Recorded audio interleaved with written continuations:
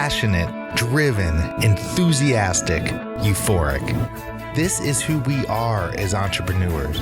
But how we leverage these incredible attributes to dream and build businesses that scale and grow is what this podcast is all about. Hello, I'm attorneypreneur Josh Brown, and welcome to Franchise Euphoria. Happy 2016, everyone. Josh Brown here, and it is New Year's Eve. Going into 2016, what a great time to reflect on 2015, which was an amazing year for me, my business, my family. I hope it was for you as well. And as we go into the new year, I've been reflecting back on this podcast, my business, my life, and I've realized that being in the franchise space has just been fantastic. And I know a lot of you out there are in the process right now of deciding whether or not franchising is right for you. And I've heard from many of you, and I continue to hear from a lot of you. And so one of the things that I am putting together for 2016 is an actual course to help people identify what they really need to know before they buy a franchise. So if this is something that is of interest to you, if you are trying to figure out right now, are you a good fit for franchising, or how do I find the best opportunity for a particular situation, or how do you avoid the most common franchise pitfalls, how to negotiate perhaps a better deal, and maybe most importantly, how to position yourself to make a smart franchise decision so that you can buy and build something that not only you're proud of, but that also is profitable along the way. All those things are things I'm going to be covering in this course I'm putting together. So what I'm doing right now is trying to identify who is going to participate in this course. If you have any interest in learning more about this, what I'd love for you to do is email me directly at josh@indyfranchiselaw.com. That's josh@indy, INDY, franchiselaw.com. And then we'll go ahead and set up a quick phone call, and I can give you more of the details about the program. So hopefully that's something that is of interest to you. And if it is, like I said, just go ahead and email me and enjoy this great episode we have for you today. Thank you and Happy New Year. Hello and welcome back to another episode of Franchise Euphoria. I'm thrilled today to have on Laura Novak Meyer. Laura is the founder of Little Nest Portraits, a franchise of luxury boutique photography studios. She got the idea for Little Nest back in 2009 when the recession hit. At the time, Laura was working as an independent upscale photographer, and suddenly some of her regular clients couldn't work together that year. So Laura pivoted, seeing a gap in the portrait market. Families with children who wanted high-quality portraits had only two options: mass-market chain studios that prized volume over ambiance, or extremely expensive custom photo sessions. Laura filled that gap with Little Nest Portraits. After duplicating her success in the second market, Laura started to look into franchising. She's just opened her first franchise location and is on track to open two more early in 2016. Hello, Laura, and welcome to the show. Hello. Thank you so much for that wonderful welcome. I really appreciate it. Well, thrilled to have you. I love having, as I call them, franchise entrepreneurs on the show. Yes. People who've been out there, built something, replicated it, and now giving franchising a go in terms of a growth strategy. I'm curious, obviously we gave a little bit of the background, but tell us how you got interested in photography, and did it start as sort of a hobby and turn into a business, or what was your start with photography? I have both a fine arts and a business degree, which is very unusual. I think sometimes when people speak to me about business and then they see my photography, they think, wait a second, I thought you were a business person, and vice versa. So I really have always been somebody who enjoys both organizational development and process, as well as the fine arts. And so when I was in college, I was photographing weddings just for fun. And this was years and years ago. I'm nowhere near having graduated from college now today. But it was really enjoyable. I loved being part of people's most intimate moments in their lives and giving them the gift of being able to freeze time. And so after college, I worked actually in business consulting for 2 years. And I didn't want my boss's job, and I didn't want my boss's job. And I thought, you know what, if I ever had a family, this is definitely not going to work. So I really became an entrepreneur at the young, naive age of 23, and started my own wedding photography business. And throughout my 20s, grew my photography expertise and really became an expert in my industry and became known as somebody who had excelled in the industry. And so that process of really deeply understanding the product and the customer is very important. It's very important to where I am today, where I can empathize with anybody else in the organization whose main responsibility is to provide excellence within the photography space or provide an amazing guest experience for our customers. Well, see, I love that because you have learned from doing, right? You just dove right into one of your passions. And it is unique that coming from the fine arts and the business background, a lot of times people obviously who have that interest just have the interest in the art side of it. But when you can marry the two together, that's obviously a winning formula for a business. I'm sure it's been doubly interesting as part of your journey, just the changing landscape of photography and getting into the digital world, and where almost everybody thinks of themselves as a photographer. How did that impact what you were doing? I don't know it to be any different because that has been the trend over the last 15 years. So I have always embraced the idea that technology is changing, and I consider ourselves fundamentally a service company and a technology company. There's still space for people who want really high quality photos and are willing to pay for them, but it has to make sense for them, right? So it can't be in a style or in a presentation that was popular 10 years ago. So it's really important to keep up with the trends. I'm at a point now where I'm starting to understand more about that millennial mom and who she is and what she wants. And quite honestly, she'd pay $500 to have great images to Instagram with. She will. So as long as the value proposition is there. So we're understanding as the marketplace is changing and the trends are changing, what the needs of the customers are. But there's always been, and I do not believe this will ever go out of style, there's always been and will continue to be a percentage of people who want to pay to have high quality photos taken of their family, and want to be in the photos with their children instead of the one behind the camera, and want some level of service with it. I mean, you probably know of people, and I do too, and myself, have a gazillion photos on your phone. What are you doing with those photos? Do you know how to create beautiful product with those photos? There's still that service element that differentiates us within the marketplace. Yeah, and I think too, I mean, to your point, I think your type of services are more in need today than ever, even though there's more people who are obviously taking pictures, and the quality off of iPhones or any kind of phone that you're using is phenomenal. I mean, I have thousands of pictures on my phone. I know my wife and I were talking about the other day, and we have thousands of pictures on our computer, and quite frankly, it's overwhelming. Yes. To deal with it. And then 99% of them are terrible. Are not, they're not keepers. Or they might have served a purpose in that moment, but aren't really milestone quality, is probably the way I would describe it. So your baby's first birthday, the first few weeks in which your baby is born, when your child's leaving the home to go to college, when your child loses his or her first tooth, when you just look around your home and you realize you don't have a lot of photos with everybody in it. Those moments deserve to be captured in a high quality way.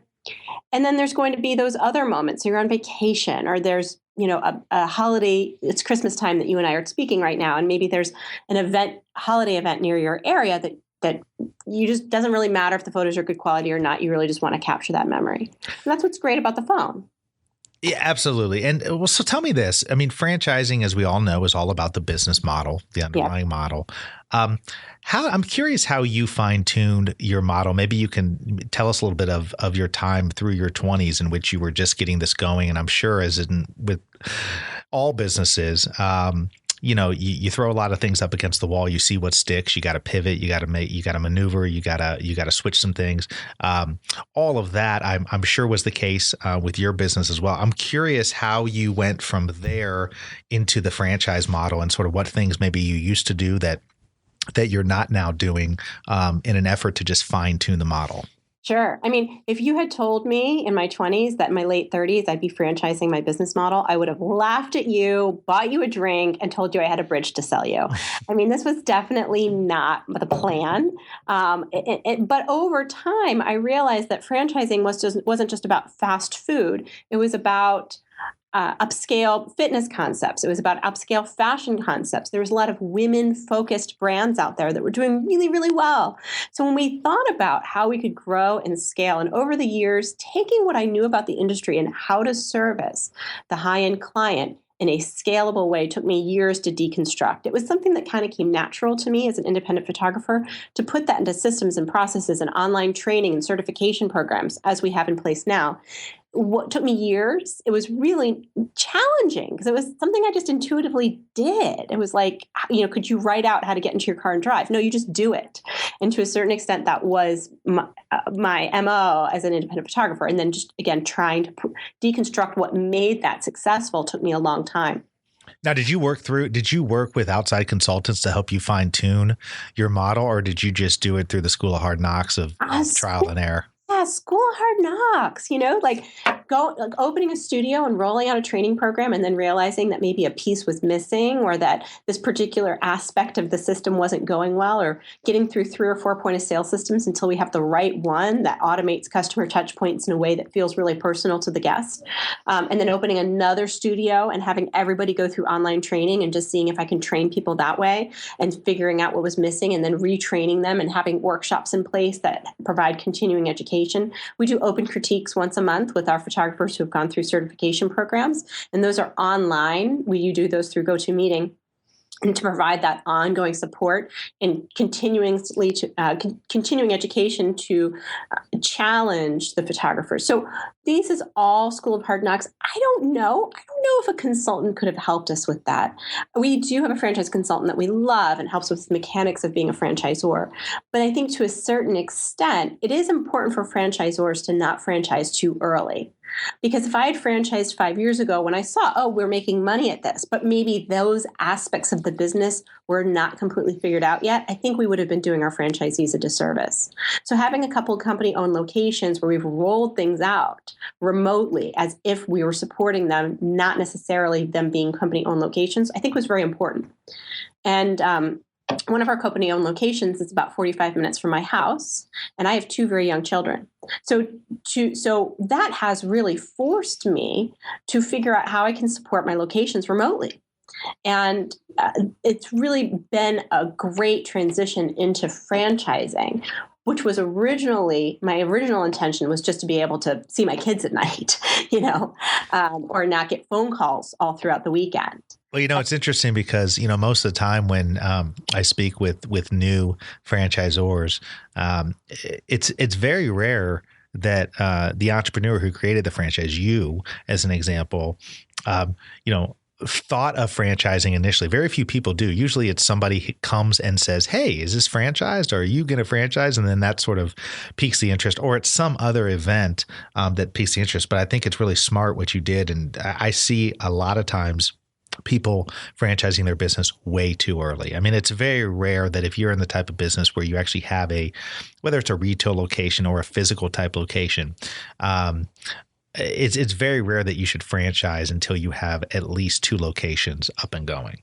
Agreed. At the same time. So I'm curious. So Little Nest Portraits, I know we've given a little bit of background of that business. Maybe you can take us through just a little bit more and explain exactly what the model is, what you do, and the type of franchisees that you're looking for. Absolutely. So it's an upscale children's portrait and family offering. We have 2 product lines. One's a little bit of a lower service product line. One's a higher service product line. And it is really designed to meet the needs of the mother who wants convenience and accessibility and beautiful portraits of her children without blowing the budget and not necessarily going into a mall store that might not necessarily meet her aesthetic needs. So that's the market where we sit in. We tend to be superior in terms of quality and guest experience to what's out there. But in terms of pricing, we tend to be in the upper middle market rate. So are these actual physical locations that people are going into, or where's the actual business located? Yeah, they're 2,000 square foot studios in very upscale locations. So our 2 company-owned locations really show the two different models. One is in a what they call an open air a lifestyle center, which is just a high-end strip mall.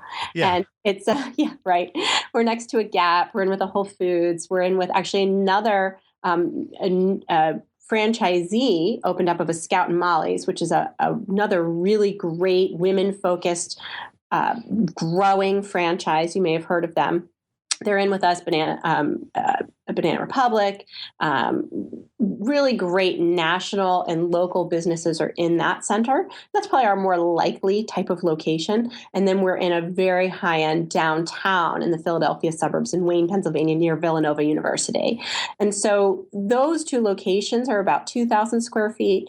They service the client from beginning to end and are designed to provide that boutique experience that you might run into at a high-end spa, for example. So is the market that people are coming to you? Obviously, you're in a high foot trafficked area. Do you still go out? I mean, as part of the option, will you go out and do a wedding and do other sorts of things, or is it predominantly people coming in to your physical location?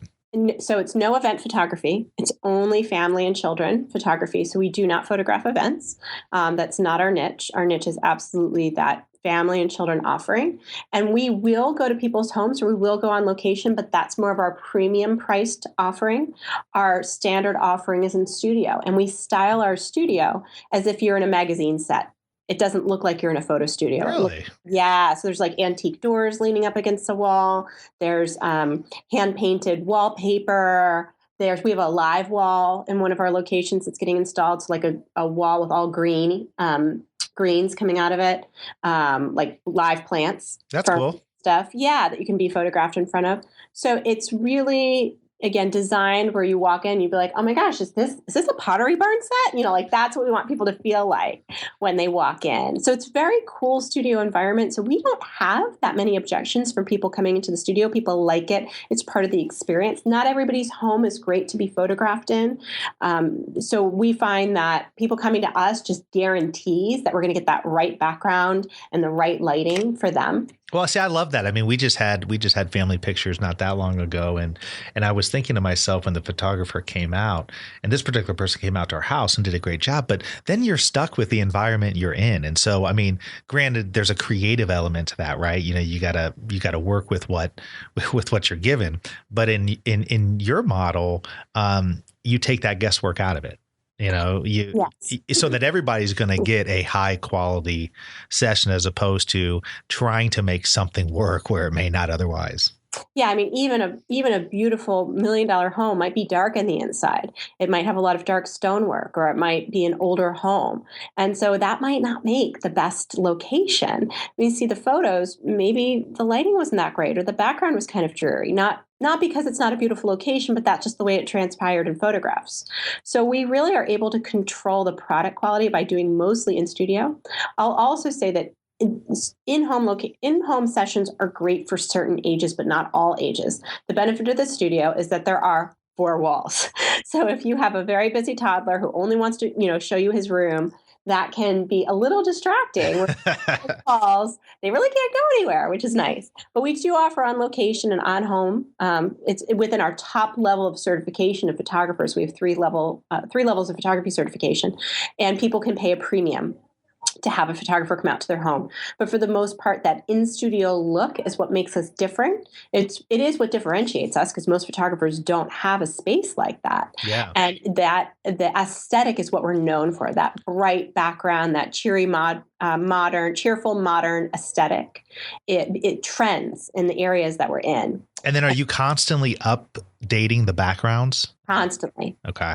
We installed like a cork wall a couple months ago. We're constantly changing it up, and that becomes our differentiator, is that look and feel. So tell me about these certifications. I know you've mentioned it a couple of times. Are these certifications that you're certifying the franchisees at different levels, or are these certifications? What are the certifications that you? So we talked a little bit about our ideal franchisee, and our ideal franchisee is actually not a photographer. Our ideal franchisee is somebody with a sales, retail, marketing background. Even our first franchisee came from corporate finance, but loves creativity, loves photography, loves merchandising. But we are not training the franchisee franchisee to photograph in the studio. We're training the franchisee to run the business. Aha. Okay. Good distinction. Really good distinction there. Yes. Yeah. I don't recommend it. I don't know how you could run a business if your majority of your time was spent in the photography room. It would be almost impossible.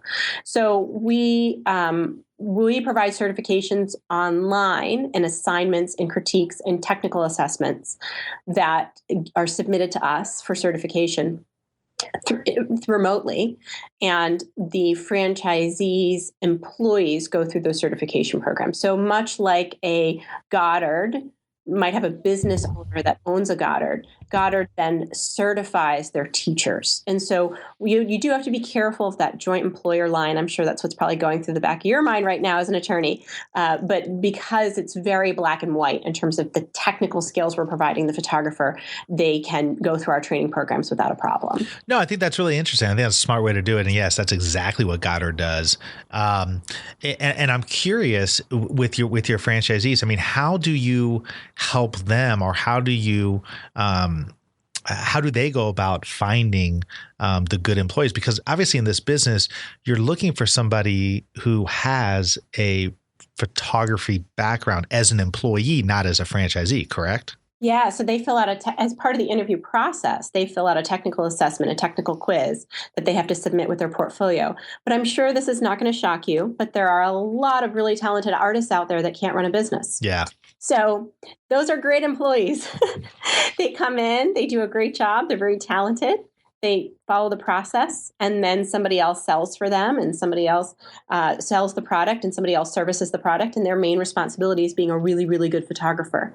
And so those people, there's a lot of them, sort of a shocking amount of them. For every open position, because we pay very competitively, or we recommend paying very competitively. Sure. You just get the best talent. And when you get the best talent, you put them through our certification programs, and they start photographing. They take the technical skills they come in with, which we like to see our photographers have formal training in photography. And we put them through our training programs so that they get our look and feel right. And it really is a beautiful outcome as far as the creative process. We don't, as part of our certification programs, we don't exert a ton of creative control in the photography room. So for example, if you go into Sears, there's probably a light stand that doesn't move, a background that doesn't move, and the photographer doesn't move. We don't train that way. We do ask that the photographer provide strong creative and technical judgment throughout the photo session, which makes it more of an artistic product. But finding that talent to do that, we find to be surprisingly easy. But the person who can run the business is not as easy to find. Somebody with a management background. So typically what we're finding our franchisees is somebody with a management background, retail background. They want a better lifestyle. They want to shut down at 5 or 6 o'clock at night instead of midnight if they're in retail.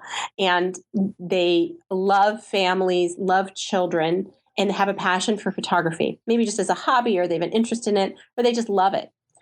Because the franchisee is still going to be responsible for product selection and merchandising and displays. And those are really fun activities for somebody who has a passion for photography. But that management piece, the financial controls, the KPIs, that's all something that we want to see them come in with an understanding of. We don't want to teach somebody how to read a P&L.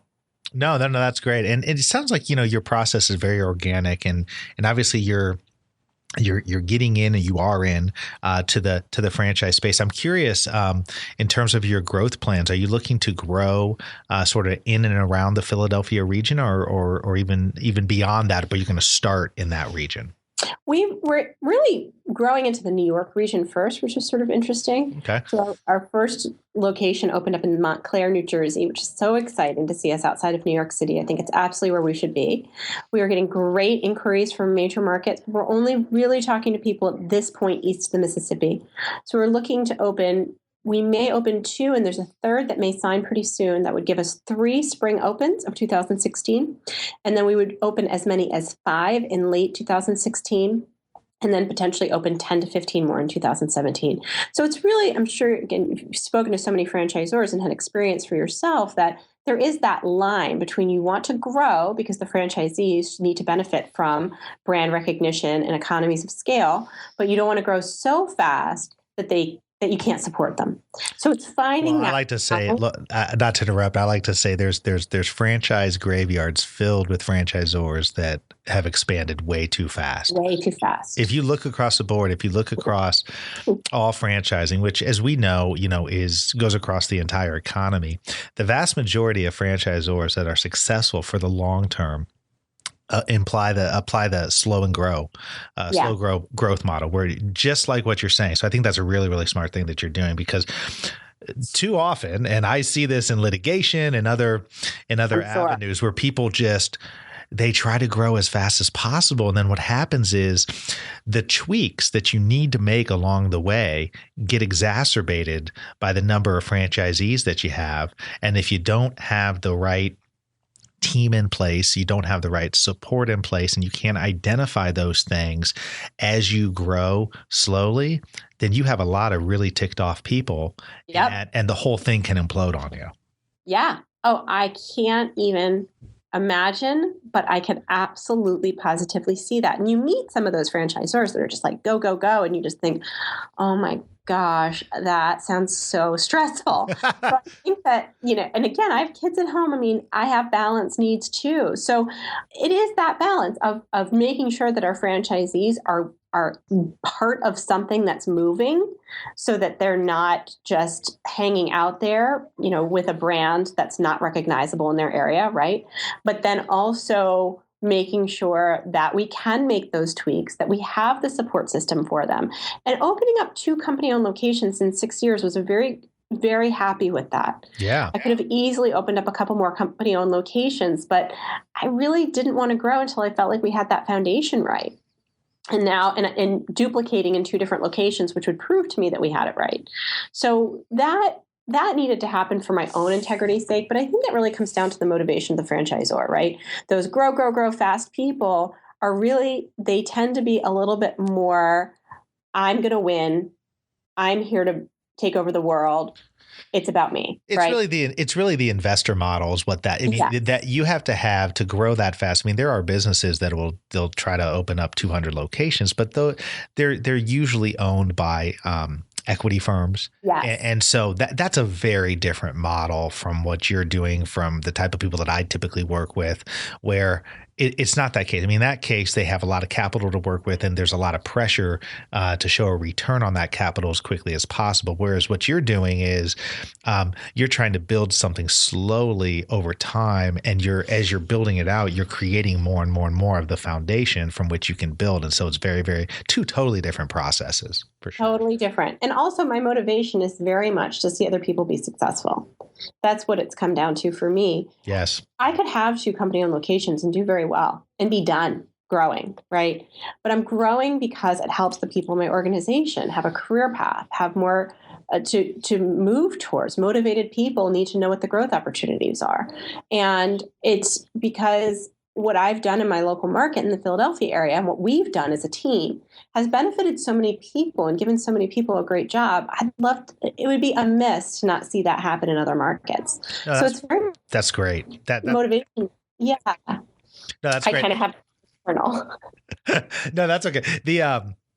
Before we go, I've got to ask you, because I get asked about this a lot, and I talk to a lot of entrepreneurs about this before they get into franchising, that once you turn your business into a franchise, your role as the entrepreneur significantly changes.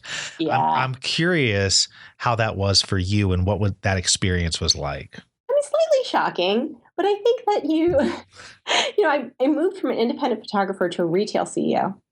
And now I'm a franchise retail CEO. And the skill set is different each time. And I think at first I thought, oh my gosh, this industry, like what I get myself into? Because you're looking around and you're realizing that it really, the franchising world is really an industry. But as I've grown in it, there's so much joy in seeing our first franchisee be so happy and see her employees so happy. That is really what I'm finding is my primary job, is to make sure that we keep that moving and we stay fresh. And that one of my most important roles is creative director. and just keeping that machine going. I have somebody who runs franchise operations for our studios and for our franchisees, and she's amazing. And it's my primary job is to continue to innovate. So it really wasn't that far away from where I originally started. It's just all of the mechanics, like I said, of being a franchisor sort of surprised me at first. But it's just a distribution strategy, franchising is. I've sort of realized that. Absolutely. And then as you get bigger and bigger, I mean, it's your mindset gets more and more away from the 1 to 2 operations or 3 operations. And now you obviously are thinking more globally and thinking in terms of your growth and everything like that, which is similar, but also a very different way of thinking about a company, because we all know entrepreneurs get so wrapped up into their businesses. We all do. Yes. And so it's hard sometimes to get yourself out of the weeds and just stay in that broader picture. But listen, Laura, this has been really, really fascinating. I'm really pleased to meet you over this interview, and I think what you're doing is really interesting. It seems like you're off to a great start. What's the best place for people to get a hold of you, either if they're interested in the services, maybe interested as potential franchisees, or just interested to speak with you? Yeah. Well, and I just want to say too, thank you so much for having me. It's such a pleasure to speak with you. I can tell you totally get it. And I'm sorry I already have a franchise attorney, or else I'd be calling you up. So maybe anyone else out there that doesn't have one, I think you're a great place to start. So my website is Little Nest Photo, LITTLENEST, photo.com. And if you're interested in owning a studio, there's an Own a Studio link at the top of the page. Well, fantastic. Thanks again, Laura. And I am confident we will certainly stay in touch. Thank you. Likewise. Hopefully this was helpful for you today. If you are in the market for a franchise, I would highly encourage you to check out my free ebook, which is What to Know Before You Buy a Franchise. You can head over to my website at that's INDY franchiselaw.com and download it there for free. And let me know what you think. If you're enjoying this podcast, if you're enjoying the value that you're getting from this podcast, I'd also invite you to go to iTunes and provide me with a rating and review. It always helps for visibility on the podcast. So thank you so much for your support, and hope this episode was helpful to you.